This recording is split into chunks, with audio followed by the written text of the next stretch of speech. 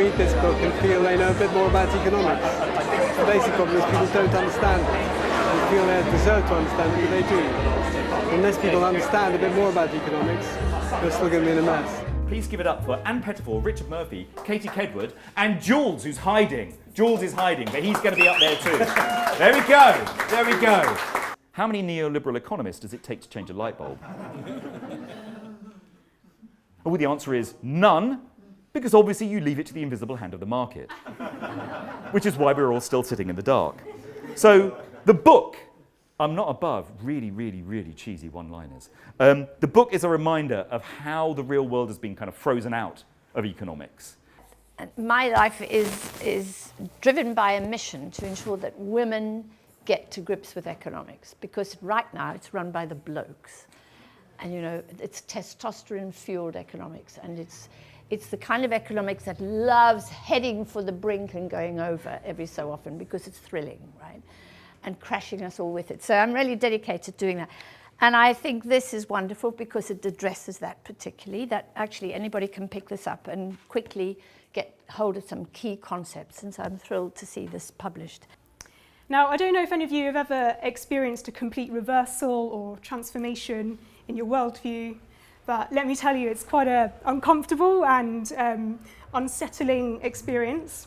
For me, it was the realization that I had kind of lazily accepted one particular perspective in economics that was not only mostly wrong, but whose policies and priorities are actually causing real harm to people's lives, as well as threatening the future of our planet. And mainstream economists like to go with this sort of Thatcherite, there is no alternative vibe, but actually that couldn't be further from the truth. And it was through reading new things and meeting new people and going to different kinds of talks and events, very much like this one, that I became aware of this rich and varied alternative approaches to economics out there, which they don't stand isolated from other subjects. They interact heavily with psychology, politics, physics, ecology, feminism. In short, I discovered that economics can be, as it very much should be, so much more than just arcane supply and demand diagrams. I read a book when I was in my sixth form called The Costs of Economic Growth by a chap called E.J. Mission, who was at the London School of Economics then, and nobody believed him that there was a cost to economic growth. I did, because in 1971 I'd read my local vicar write in the parish magazine, which I was paid £1 a month to distribute. Any shilling was good to me. That we were going to run out of coal one day, and I started investigating this weird idea that there were physical limits. And then I came across this chap called Schumacher and read Small is Beautiful just as I went to university. And throughout my 3 years of studying economics at university, I realized what I was being taught was crap. I actually now call that a proper term, because I actually used the term in the Scottish Parliament a while ago and was told it was unparliamentary. And I said, no, it isn't. It stands for completely rubbish approximations to the truth. And I got away with it. But it was crap. And throughout my 3 years of undergraduate economic study, I argued with my tutors. And then, because I chose a degree which was only marked on the final exams, which is a kind of rare commodity these days, I wrote exactly what they wanted. And my tutor, who I'd argued with for 3 years, sent me a note. It had one word and it said, hypocrite. So this is a land protest song. It's called Bring the Boys Round. So I'm your bloody landlord who's bought up all the rents, and you pay me all your wages, so you fucking live in tents. And you won't believe how easy it is for me to do, because I get all my money from tenants just like you. Because I've got all the contacts, gangsters by the score, and I'll just bring the boys round if you want a war. Because I'm your bloody landlord who makes up all the rules.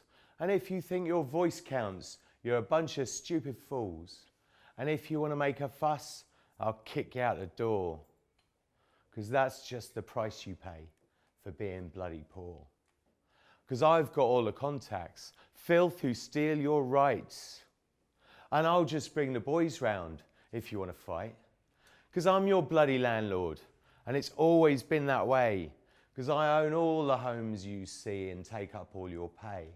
And if you think it's just a scam, you're confusing me with someone who gives a damn. And that ain't me. Because I've got all the contacts, gangsters by the score. And if you haven't guessed yet, we're in the House of Lords. Because I've got all the contacts, gangsters by the filth who steal your rights. And I'll just bring the boys round if you want to fight. Because I've got all the contacts, gangsters by the score. And I'll just bring the boys round if you want a war.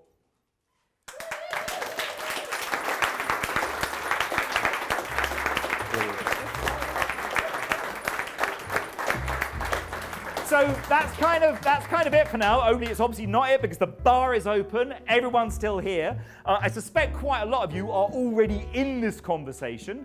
The books are available over at the back. What are you saying, David? Yes, oh yes, special launch price, £10 only, £12.99 on the cover. And cash is preferred because it's easy, but there's also digital payment too. So if you're not already part of the conversation, join the conversation. There's so many ways of doing it. And let's change the world. We've got to. Short time. Thank you for coming.